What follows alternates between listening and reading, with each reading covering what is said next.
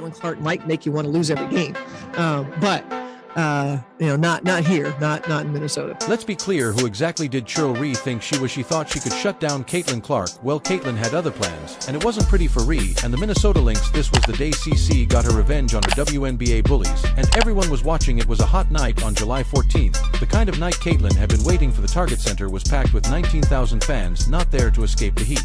But for one reason, Caitlin Clark. Can't take a look at this. This is really cool. The Wolves shared this drone video from the game last week. This wasn't just another game, it was her chance for revenge, not just against any team, but the players and coach who had doubted her and kept her off Team USA. Yeah, you heard that right. Cheryl Reeve made her dislike for Caitlin Clark pretty clear, and now Caitlin was out to prove them all wrong. This wasn't just about a win, this was a battle for respect. TC, the star guard famous for her long-range shots and intense drive, was used a tough game. She always performed her best when the pressure was on, shining brightest in the toughest moments, but this time it felt different. Court sides were going for as high as $2,000 for the front row for this game. Caitlin stepped onto the court like it was just another day at the office, but you could feel the energy shift. The crowd erupted, half cheering for Caitlin, half chanting for Reed's Lynx. As the game heated up, an unexpected moment added to the tension. Cheryl Reeve was spotted courtside wearing a bold shirt that read "Black Girls Rock." It was a statement that stood out, sparking conversation among fans, but Caitlin remained unbothered, keeping her focus entirely on the game and her mission. While Reeve sent her own message off the court, Caitlin was ready to deliver hers. The first whistle.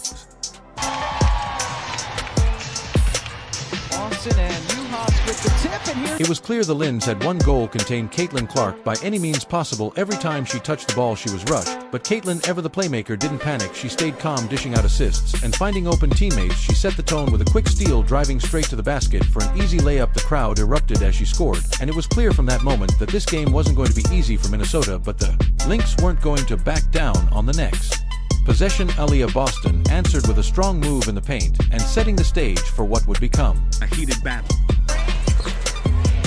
How about that? To get by Carlton, then Aliyah Boston. As the first quarter moved along, the Lynx really started to clamp down on Clark with their defense. They swarmed her with double teams and played her physically, making it tough for her to find good shots. On the right side of the floor, Carlton's just been a little strong on a layup.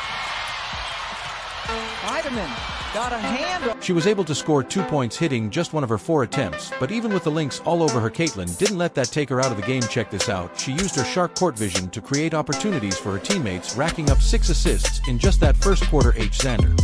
From a sold-out Target Center, Zandalicini got it. 3-point shooting.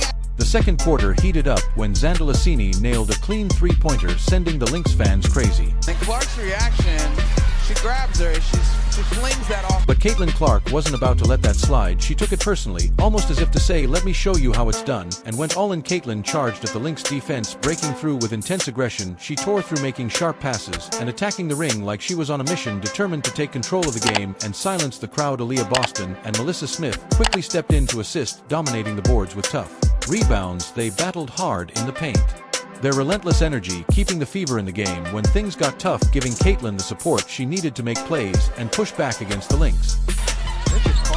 5 assists now to lead Minnesota. The crowd was on their feet, cheering Caitlin. Their energy was crazy at the moment. The Lynx quickly adjusted their defense, focusing more on Aliyah Boston and Melissa Smith, which gave Caitlin Clark extra room to operate. Sensing the opportunity, she began to find her groove. She managed 7 points by halftime. Hold their ankle. Well, Caitlin Clark, one thing she got is handles. Clark was on fire, weaving through the defense like she was untouchable.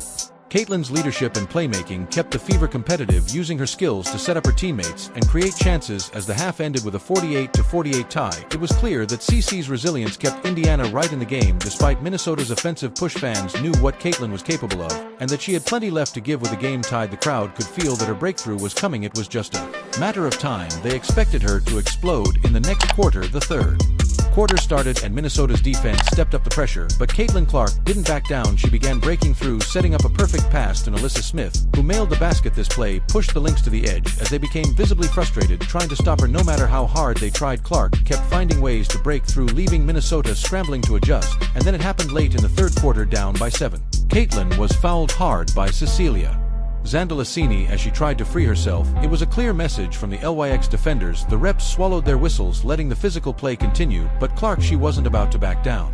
Indiana. Basketball. Fever with the ball. Clark passed up the long three. Into Boston. Give the assist to Clark with the Boston finish. We talked about it to open. The situation only made the tension between Clark and the Lynns worse, with both sides playing even harder. By the time the third quarter ended, Clark had scored 7 points, and the Fever found themselves trailing by 7 points as they headed into the fourth quarter. The Lynx' strategy was obvious: do whatever it took to keep Clark from breaking through. But the game was far from over. You could see Coach Reed growing tense on the sideline, sensing that her strategy was on the verge of failing. Beautiful Reed knew the game could slip away if Clark regained control in the fourth quarter. The fourth quarter was nothing short of a masterpiece. The Lynx defense, which had been so effective in the first half, started to crumble under Caitlin's pressure. First, she knocked down a step-back three. Then in transition, she got another from deep, this time further almost at half. Court Richard C. with 5 assists now to lead Minnesota. Caitlin, Minnesota couldn't stop her. Every time they tried to double-team her, she'd find an open teammate for an easy bucket. But when the Lynx defense left her open, Caitlin made them pay. She hit back-to-back threes, BLW past defenders with sharp crossover moves, and on one play she twisted a defender so badly with a crossover that she stumbled and rolled there. I told him I thought defensively we played, again, mostly well enough to win. Our offense is putting so much pressure on our defense.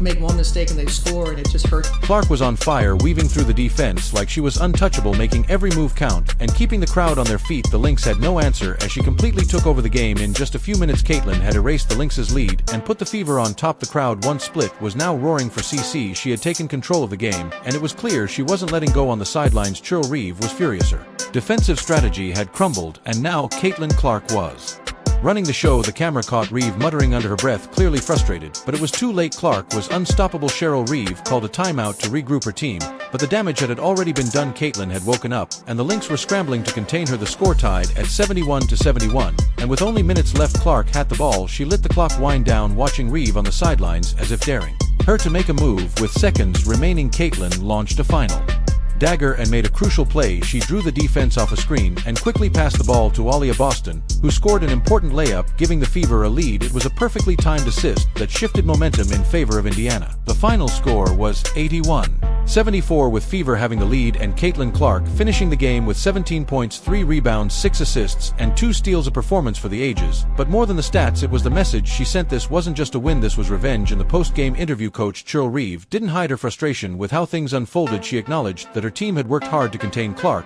but also admitted that they couldn't stop her when it mattered most.